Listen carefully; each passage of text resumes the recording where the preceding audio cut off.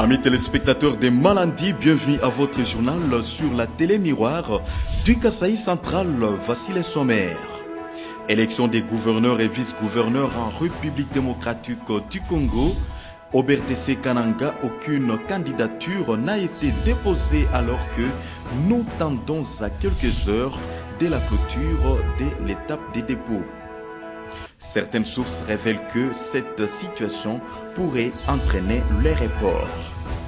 L'actualité, c'est aussi cet incendie qui s'est déclaré jeudi dernier le matin au sapin de Noël implanté au niveau de la place de l'Indépendance dans la ville de Kananga. L'origine de cet incendie demeure un mystère alors que certains Kanangais qui s'y rendaient à ces sites touristiques pour se photographier expriment leur désarroi. Voilà tout pour les sommaires, mesdames, messieurs. Voici votre journal télévisé.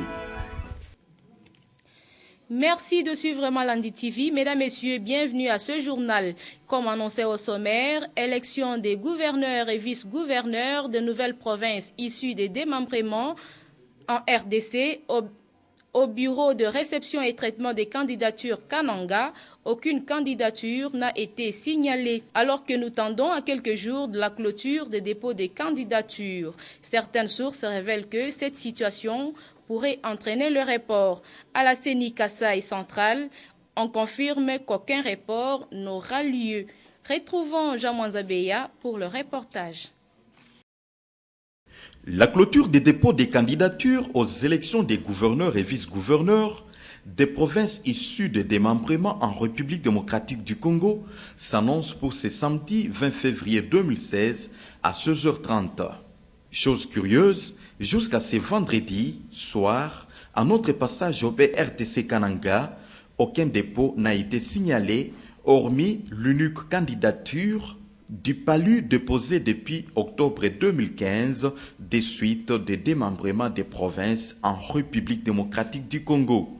Toutefois, 8 formulaires ont été déjà retirés. De ces 8 formulaires, 5 ont été retirés par les candidats indépendants, 3 par le parti politique à savoir UDA, MCR et FIDEC.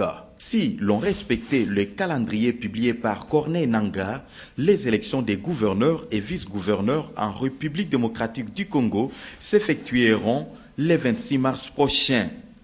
L'actualité, c'est aussi cet incendie qui s'est déclaré jeudi matin au sapin de Noël implanté au niveau de la place de l'Indépendance du Kasaï central. L'origine de cet incendie demeure inconnue.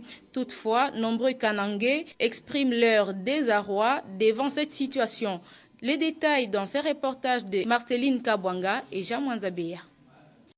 C'est avec surprise et stupéfaction que les Kanangais se sont rendus compte de l'incendie qui s'est déclaré ce jeudi matin au grand sapin artificiel. Implanté à la place de l'Indépendance depuis décembre dernier, ce sapin de Noël avait rendu la place de l'Indépendance un site touristique et de divertissement. En dehors des fêtes de fin d'année, nombreuses familles Kanangais continuent à défiler autour de cet arbre artificiel pour des photos souvenirs. Certains photographes avaient même installé leur quartier général à cet endroit où nombreux expriment le désir de se photographier.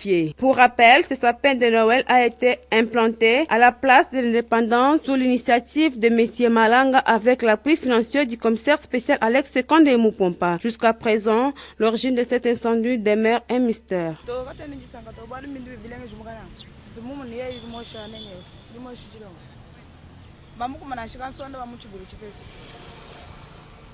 Et pour terminer, la pluie torrentielle qui s'est abattue ce mercredi à Kananga, au Kasaï central, a causé des dégâts matériels importants. Églises, écoles, dépôts et maisons résidentielles ont perdu murs et toitures. Un enfant de 4 ans blessé à la nuque par une tôle au Campem. Certaines familles passent nuit à la Belle Étoile. Les victimes sollicitent une intervention humanitaire. Jean Zabeya et Médar Yanga ont fait la ronde de certains quartiers de Kananga. Suivons leur reportage. Le point de départ de notre ronde, c'est le bâtiment administratif. Ici, Un palmier et un autre arbre ont été déracinés par cette pluie. Comme dégâts à Siaville, ce sont les tôles d'une salle de classe qui sont emportées. Sur le boulevard Lumumba, au niveau du guest house néo-apostolique, un palmier coupe la route en deux en détachant les câbles électroniques. Le même constat fait aussi au bureau de la police des circulations routières où les câbles sont aussi coupés. À la localité Snell, le temple de l'église Kananga Centre a vu sa toiture emportée. Sur les avenues, des gros arbres qui tombent et écroulent les murs des clôtures. Sur le site du cinquantenaire, au niveau des écoles Lumière des Nations, maisons, débris des boissons et des pots nouvellement construits ont perdu leur toiture. Au Campem, 2 familles militaires que nous avons visitées manquent d'abri. Les victimes lancent un cri d'alarme à l'endroit des autorités. Bon, nayoki mopepe bandaki mo makasi nayoki toiture ya chambre tombwami likolo. Bon, lokwa nazaki na bébé à 1 semaine, nga pe nazaki te bon naota ikoya na voyage pe lobi. Na bité maman bimisa mwana kenene na salon pona mo na chambre de garde de bandi. Tango to bimika muke libaya e uti ko bima likolo ya toiture e ko kwea na mbetu na detole e ko kwea likolo ya mbetu ba tole muso tombo minyo sokei. Ya salon pe ndenge moko pe e ko tombo malisusu donc tozangi na iska ko kimela na bébé à 1 semaine.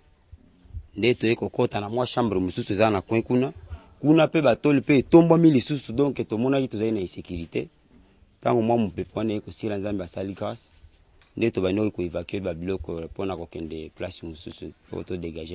La tempête d'hier a tout dérangé. La tempête a tout dérangé. La maison a été vraiment détruite. On devrait même perdre cet enfant que vous voyez ici. L'enfant était vraiment sous la toiture. On l'avait tiré sur la toiture. Toutes les histoires étaient vraiment dédommagées. Notez que les dégâts causés par cette pluie auront des répercussions sur l'éclairage public dans certains coins de la ville de Kananga. C'est la fin complète de cette session d'actualité sur Malandi TV. Vous pouvez aussi retrouver ce journal sur www.malandiradiotélé.com. Merci à vous tous qui nous avez suivis à partir de Toukombe.